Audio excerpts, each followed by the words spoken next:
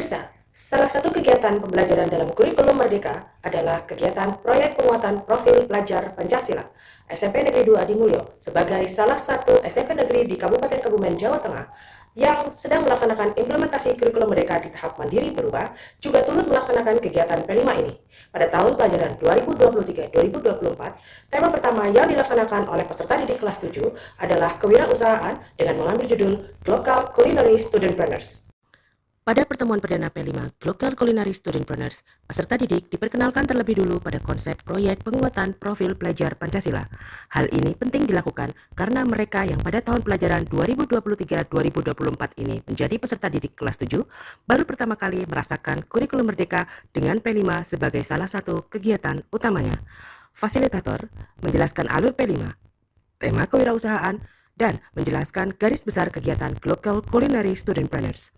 Setelah itu, fasilitator, dalam hal ini wali kelas, membagi peserta didik ke dalam beberapa kelompok. Hal ini dilakukan sepenuhnya oleh wali kelas dengan maksud para wali kelaslah yang dianggap paling memahami diferensiasi peserta didik yang ada di kelasnya.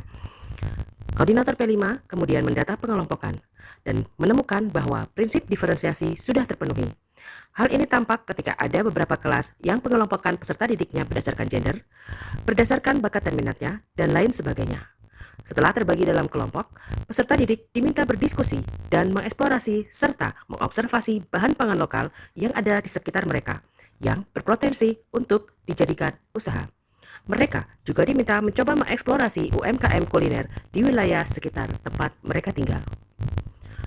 Di pertemuan kedua, peserta didik mempresentasikan hasil eksplorasi dan observasi yang telah dilaksanakan pada pertemuan pertama. Karena bagi beberapa peserta didik ini adalah kali pertama mereka melakukan presentasi, maka fasilitator terlebih dahulu memberikan gambaran singkat bagaimana presentasi yang baik itu dilakukan.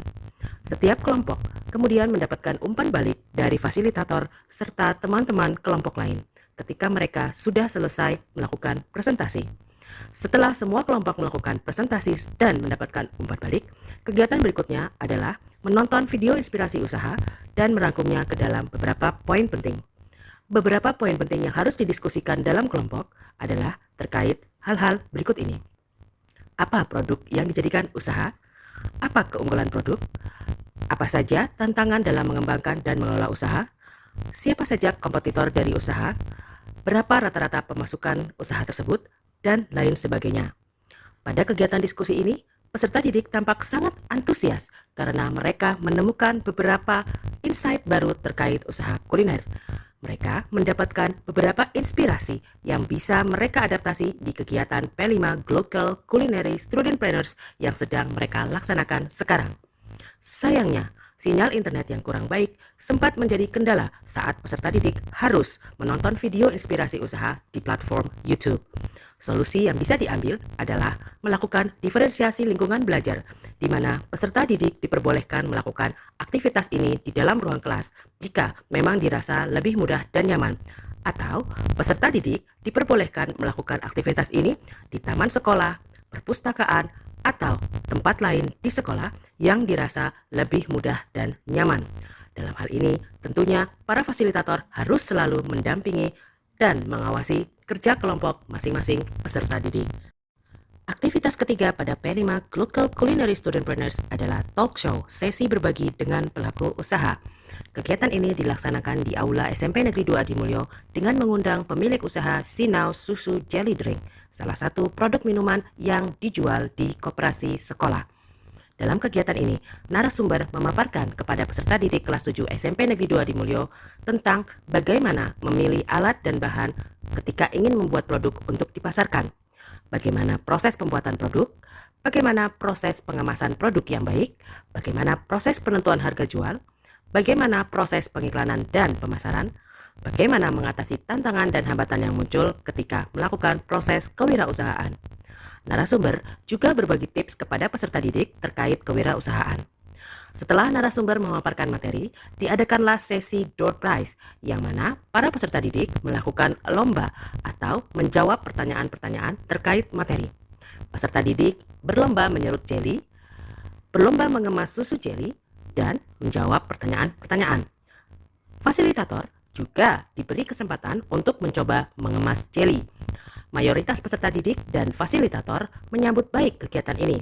Hal ini ditunjukkan dengan antusiasme peserta atas kegiatan ini, serta testimoni refleksi peserta didik terkait kegiatan ini. Nama saya Desa Magianto Roma, saya dari kelompok 3. Perasaan saya pada hari ini senang karena bisa mengetahui sesuatu hal yang saya tidak tahu, terus dapat mengetahui cara proses pembuatan es susu drink. Setelah sesi talk show berbagi selesai, peserta didik dalam kelompoknya kemudian berdiskusi dan merangkum isi materi yang dipaparkan oleh narasumber. Aktivitas pada pertemuan keempat adalah penentuan harga pokok penjualan dan pembuatan proposal bisnis. Pertama-tama, fasilitator menjelaskan terlebih dulu konsep penentuan harga jual. Lalu, peserta didik berlatih menentukan harga jual berdasarkan persen keuntungan yang diinginkan. Kemudian, fasilitator membimbing peserta didik untuk menentukan produk kuliner apa yang akan mereka jual di gelar karya kelak. Setelah produknya diputuskan, peserta didik dalam kelompok masing-masing menentukan alat dan bahan apa yang dibutuhkan, serta menghitung modal dan harga jual dari produk mereka berdasarkan persen keuntungan yang mereka harapkan. Digenapkan biar nanti ngitungnya gampang.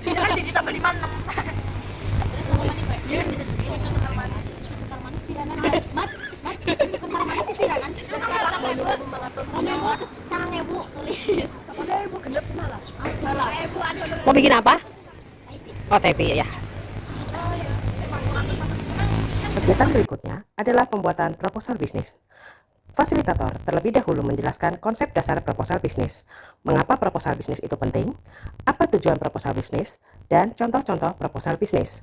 Kemudian, peserta didik secara berkelompok diminta membuat proposal bisnis mereka masing-masing dalam bentuk infografis atau peta konsep secara manual, guna melatih literasi baca tulis mereka.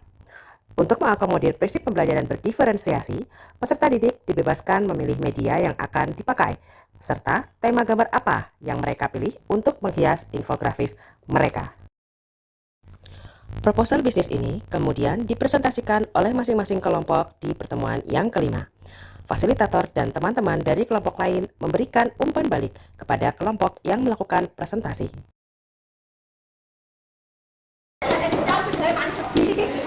Bahan-bahannya adalah hijau dicampur lele, gula merah, dan sirup majen. Gulanya manis dan sehat. Hitungannya modalnya 32.000, bagi tambah 100, harga jualnya 2.000. Harganya siswa atau gambar penuh. Strateginya sama digital dan manual. Kelompok kami Kelompok yang sedang presentasi mencatat seluruh umpan balik yang diterima untuk nantinya dipertimbangkan ketika mereka akan merevisi proposal mereka. Kegiatan berikutnya adalah pembuatan label produk. Fasilitator terlebih dahulu menjelaskan secara singkat terkait label produk, mengapa label produk itu penting, serta bagaimana contoh label produk yang baik. Setelah itu, peserta didik diminta membuat label produknya masing-masing menggunakan media Canva, sehingga literasi digital peserta didik pun dapat terasa.